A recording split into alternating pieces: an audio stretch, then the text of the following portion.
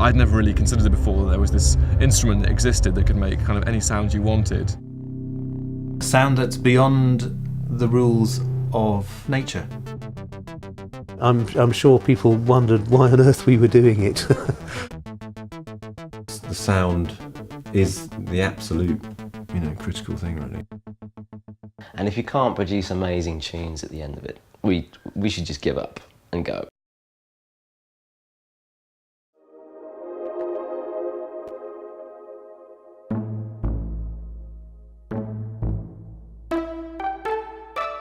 I think it all started when I was playing in a band in Spain.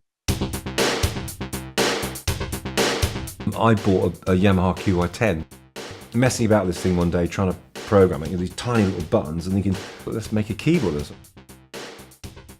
So that was how the original MM10 keyboard came about. And so it gave somebody like literally a sort of miniature little workstation. But artistically, it became clear that, right, we've got this, 2-octave thing, let's make it make some noises rather than just send out some MIDI data at the back.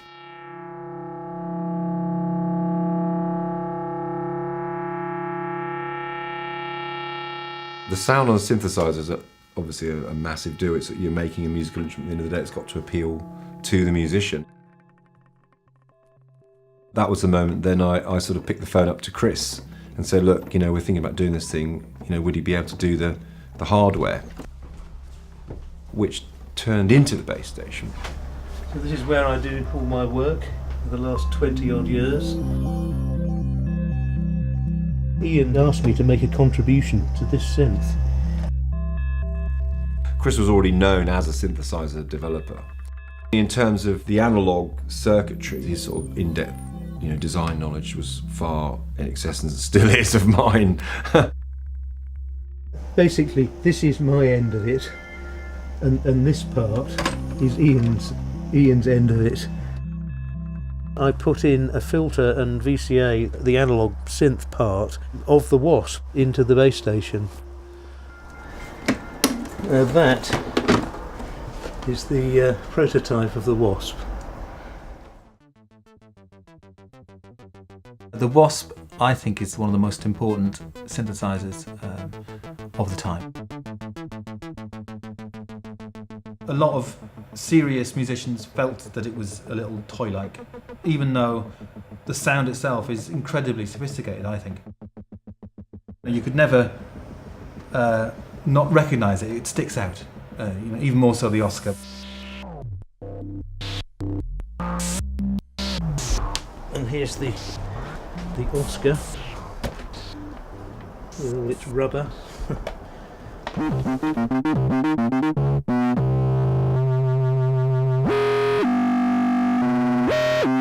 You wouldn't get that off a plug-in, that's for certain. I'm still taming it. It's coming to me.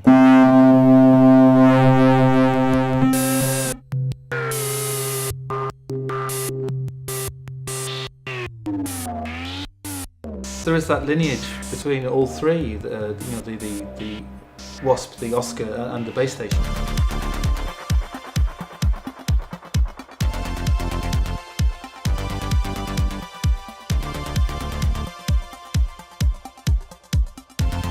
Bands like Daft Punk and Chemical Brothers, Orbital, they were bands that really inspired a genre of bedroom producers.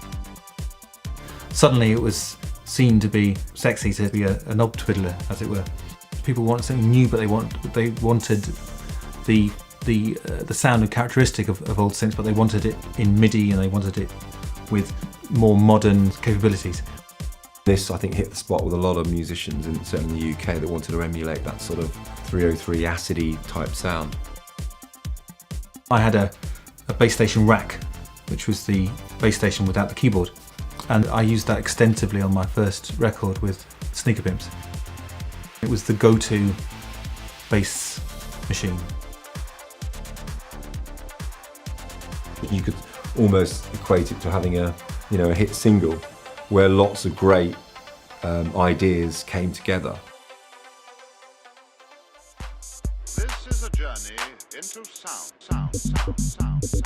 With the whole dance music scene becoming really big, it was a natural progression to follow this by looking at the world of drum machines. We thought, right, we can do the same thing with the drum station. And that took probably a couple of years to design from scratch. So the big leap up was then thinking, right guys, let's go polyphonic. We kicked off with the Supernova, which was known as the Supernova I. It was the first multi-timbral synthesizer to have an individual effects processor per part. So we had to keep it digital. All of a sudden you can do all sorts of things that you could never really do with analogue circuitry. Certainly not without having enormous amounts of analogue circuitry. You can also do things that you simply can't do, and you can do things like effects. With it being armed with these set of features, we knew we were going to have a sort of powerful beast on our hands. Very much focused then on the very strong dance music world. But then there was classic people like, I believe Jean-Michel Jarre bought about half a dozen or something like that. And I remember bumping into Stevie Wonder when we were at NAMM once, and he mentioned he was using it, the Supernova. That was pretty cool, as he was always a bit of a hero of mine. But it was a fun and exciting time, and by that time the company was, a reasonable size.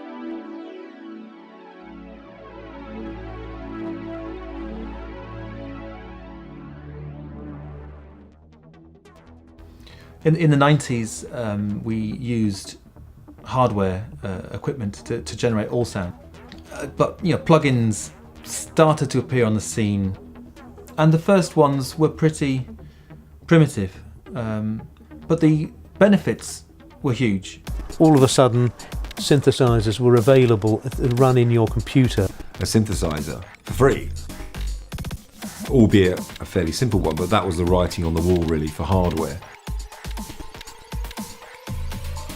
We made a nice keyboard called a K-Station, and we thought it'd be a nice idea to do a software version of that, so we did that, and it's called the V-Station. And sales were phenomenal. We were selling about 1,000 a week of these things, but within 8 weeks, the software was cracked. It just killed it completely. So then we thought, ooh, not a great idea.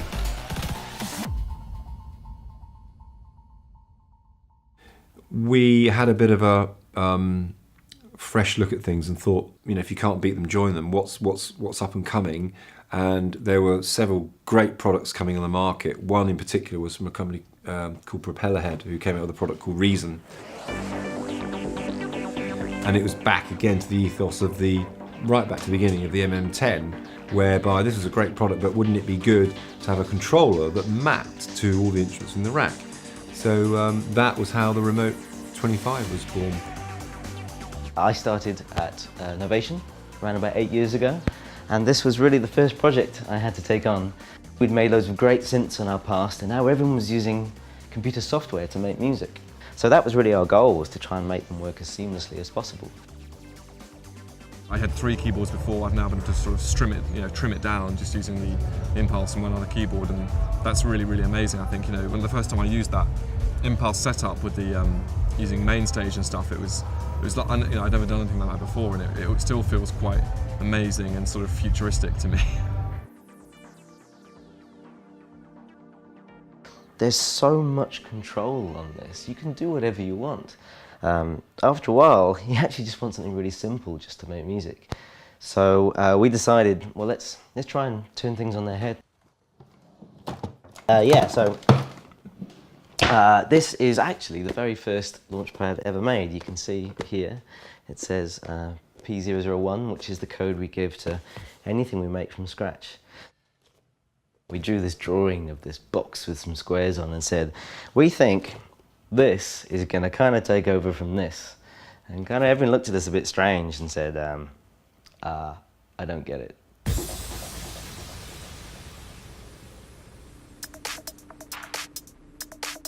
The Launchpad was designed really kind of because we wanted it to be perfectly honest. Music makers were using Pro Tools and Logic foremost to make music, but to try and play them live was really tricky. So of course, Ableton came along and turned that upside down. But the only way to really operate live was through a mouse, or some crazy way of assigning it to your keyboard, which just really didn't make sense. Launchpad was designed absolutely to fix that problem and harness this new paradigm of making music in any way you wanted to. And also, YouTube had just arrived. Performers were selling themselves on YouTube. That was the way you found music now. And there are a lot of Launchpad videos. I mean, we did an estimate there's like 300 million views of Launchpad videos alone.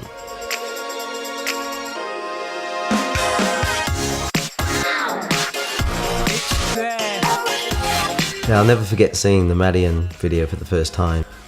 And to now see that have 20 million hits and see Madian supporting Lady Gaga and having the Launchpad at the centre of what he does, yeah, I think everyone at Novation feels really proud of that.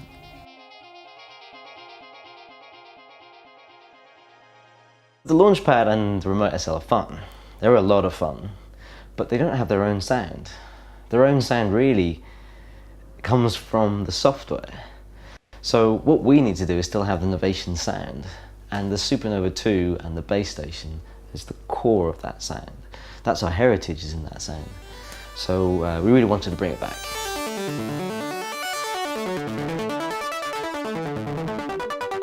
It was a great moment. I remember when Novation came round and said we're going to do synthesizers again, and work on the Ultranova was absolutely a great joy. Being connected to music is a very big thing for me. That spurs me on. And the fact that people are going to use it and like it. It was when I got my Ultranova, Novation Ultranova, and it was really exciting because we knew we wanted to have some amazing kind of bass sounds in the set, and I think I'd never really considered it before that there was this instrument that existed that could make kind of any sound you wanted, which was kind of an amazing thing really, having always played keyboards with just pre-programmed sounds in them.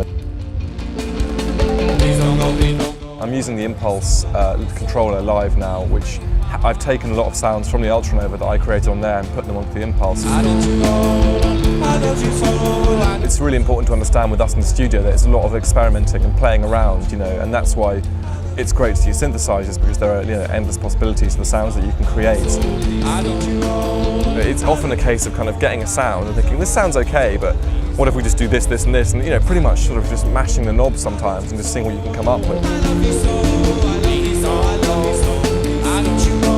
can just go, oh hang on, what was that? No, change it back. Yeah, that was it.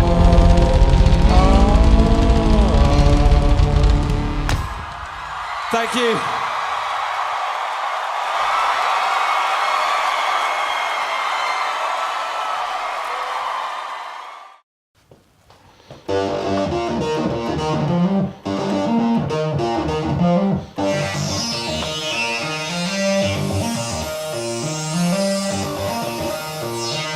We went on MiniNova, vocal tune and so on.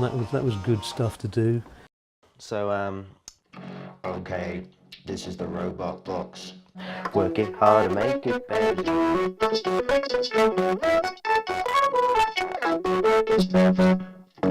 We had released the Ultranova, we'd released the MiniNova, and things were going really well. So clearly everyone wanted synths. We had to do an analog synth.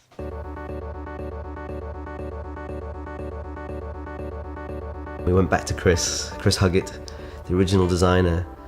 Like, do you think you can do this? Like, do you think we can really re-release a classic analog synth?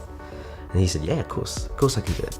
This jumble of wires is a substantial part of the base station 2. Novation asked me what would be involved in producing an analog synthesizer, and in a few months we were We were analog synthesizing. Different square wave, sine wave, almost. I'm very pleased to see another incarnation of the classic. Instantly feels that kind of the brute force kind of element, and I think in modern dance music that's exactly what is needed. You need sounds that cut through and have their own presence. You tend to think I couldn't possibly compete with the big company stuff, but maybe you can, and it's actually quite satisfying to have a piece of the market and actually have people say, I prefer this, I like what you've done here. Other countries were making large quantities of synthesizers. Americans and the Japanese made great synths, but this country, alas, made few, but the ones they made were really good and stood out because they were unique. I think that's what's really nice about it, is it's equipment that's created purely for musicians who know what they're talking about and know what they want, and are not interested so much in the kind of like the brand and the name. It's more about the actual gear, which is so incredibly fun and easy to use and has so many possibilities. Musicians are always trying to push the boundaries of what they do, so as a new piece of technology arrives, like the laptop or now mobile technology, they want to try and explore it in new ways to make music. So we have to always be there at that front edge, solving those problems for musicians as technologies change.